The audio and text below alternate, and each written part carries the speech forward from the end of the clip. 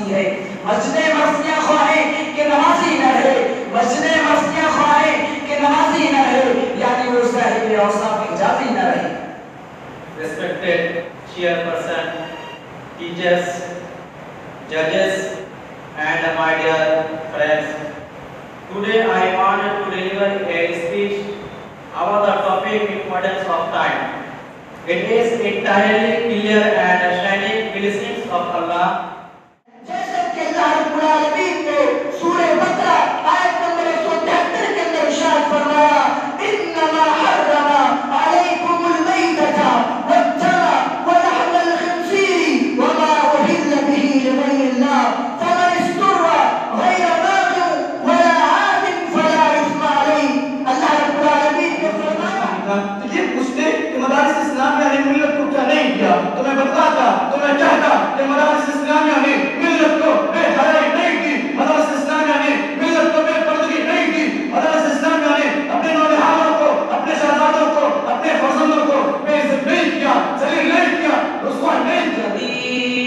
رہا جب ہم میں نہیں، دنیا میں تو ہم کمزور ہوئے، مسلط ہم پہ ہوئے، اسلام سے جب ہم دور ہوئے، اب دین رہا جب ہم میں نہیں، دنیا میں تو ہم کمزور ہوئے، منہ میں خدا سے موڑ لیا، کفار سے رشتہ جوڑ لیا۔ اگر تم نے اسلام کو پسند کیا ہے اور شہادت کا اقرار کیا ہے تو شرک و کفر کے کام سے بالکل دوری اختیار کرو، ماحول و معاشرے کے دباؤ کی پرواہ نہ کرو، احوال و ظروف کا خوف نہ کرو، بلکہ فرمودات الہی و رسول کے مطابق عمل پیرا ہو جاؤ۔ یہ قرآن جس امت پر نازل ہوا وہ تمام امتوں میں افضل قرآن ہے، اسے کنتم خیر امت اخرجت للناس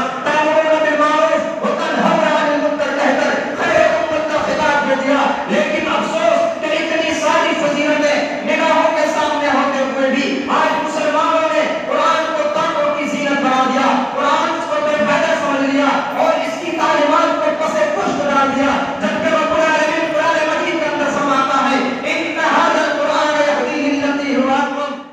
وقال الله للمحافظين على الصلاة بالسلامة والبلاغة في الدنيا والآخرة كما قال الله تعالى إن الإنسان خلق هلوعا إذا مسه الشر جزوعا۔ اس کے ذریعہ اللہ جس کو چاہتا ہے ہدایت دیتا ہے اور جسے اللہ گمراہ کرے اسے کوئی ہدایت دینے والا نہیں۔ آپ نے مگر بس تمہارے یہ کمال کی بات نہیں ہے، آپ نے احساس صاحب تمہارے یہ کمال کی بات نہیں ہے، حتیٰ کہ آپ نے شیر تمہارا یہ بھی کمال کی بات نہیں ہے، نہ ہم کو بس کہا وہ شیر ادھر مارا تو کیا بڑھ ہے۔ محترم حضرات، ان مساجد کی بڑی اہمیت ہے، یہ مساجد خیر و برکت اور ہدایت کا ذریعہ ہیں، جیسا کہ اللہ رب العالمین نے ارشاد فرمایا سورہ آل عمران آیت نمبر 96 اور 97 میں اللہ کا ارشاد ہے ان اول بیت وضع للناس للذی ببکۃ مبارکا وہدی للعالمین فیہ آیات بینات مقام ابراہیم ومن دخلہ کان آمنا۔ جو ایسا کرے گا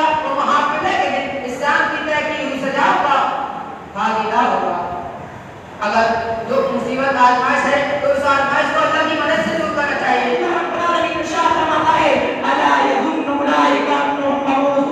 کہ یہ چوری کرنے والے، کہ یہ کرنے والے، نام توڑنے کبھی کرنے والے نہیں سوچتے کہ کل قیامت کے دن اللہ رب العالمین کے سامنے جمع ہونا ہے، یہ نہیں سوچتے کہ کل قیامت کے دن اللہ رب العالمین کے سامنے کھڑا ہونا ہے۔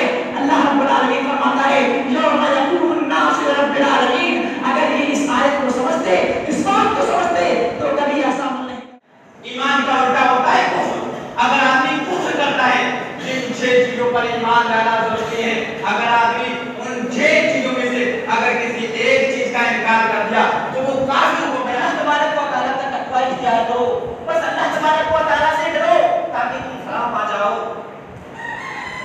پتا چلا کہ کامیابی کا راز مثبت تقوی، کامیابی تقوی اختیار کرنے میں ہے، چاہے ہم جلوت میں ہوں یا خلوت میں ہوں، محفل میں ہوں یا تنہائی میں ہوں، ہم اللہ تبارک و تعالیٰ سے ہر جگہ ڈریں، اللہ تبارک و تعالیٰ کو اپنے دل میں رکھیں، اللہ تبارک و تعالیٰ کے سامنے ہم کریں اور اللہ رب العالمین کے ہمیں ساتھ کو اذکار کرنے والے ہی کامیاب ہیں۔ یہ میں نہیں کہتا، میرے رب کا قرآن کہتا ہے فَإِذَا قُضِيَتِ الصَّلَاةُ فَانتَشِرُوا فِي الْأَرْضِ وَابْتَغُوا مِن فَضْلِ اللَّهِ وَاذْكُرُوا اللَّهَ كَثِيرًا لَعَلَّكُمْ تُفْلِحُونَ۔ حضرت عبداللہ بن عمرو بن عاص رضی اللہ عنہ کہتے ہیں اللہ کے نبی صلی اللہ علیہ وسلم نے ارشاد فرمایا مسلمان وہ ہے جس کے زبان اور ہاتھ سے دوسرے مسلمان بھائی محفوظ رہے، مہاجر وہ شخص ہے جو ان کاموں کو چھوڑ دے جن سے اللہ رب العالمین نے منع کیا ہے، اللہ رب العالمین نے روکا۔ سوشل میڈیا پر حیاسوس تصویریں اور فلمی ویڈیو کلپ شیئر کرنا، انہیں لائک ڈس لائک کرنا، حتیٰ کہ ان رنگین مناظر کو اسٹیٹس پر لگا کر دوسرے کے گناہ، دوسروں کے گناہوں کا بھی سبب بننا ہماری زندگی کا خاص مشغلہ بن چکا ہے۔ حالانکہ فرمان الہی سورہ نور سورہ نمبر 24 آیت نمبر 19 ان الذين يحبون ان تشيع الفاحشة في الذين آمنوا لهم عذاب أليم في الدنيا والآخرة کے مطابق دنیا و آخرت ہر جگہ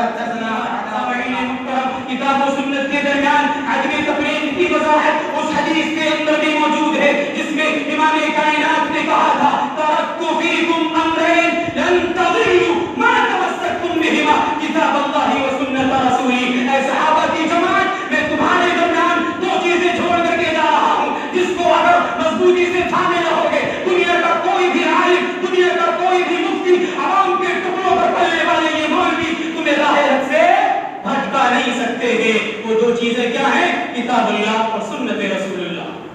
سامعین محترم منہج سلف کے اصول و ضوابط میں سے تیسرا اور اہم اصول یہ ہے کہ اپنے مسلک کی تائید و حمایت میں بے جا تعبیر اور غلط استدلال کے بجائے قرآن کی یہ آیت فَإِن تَنَازَعْتُمْ فِي شَيْءٍ فَرُدُّوهُ إِلَى اللَّهِ وَالرَّسُولِ کو لازم پکڑا جائے. هذه منهج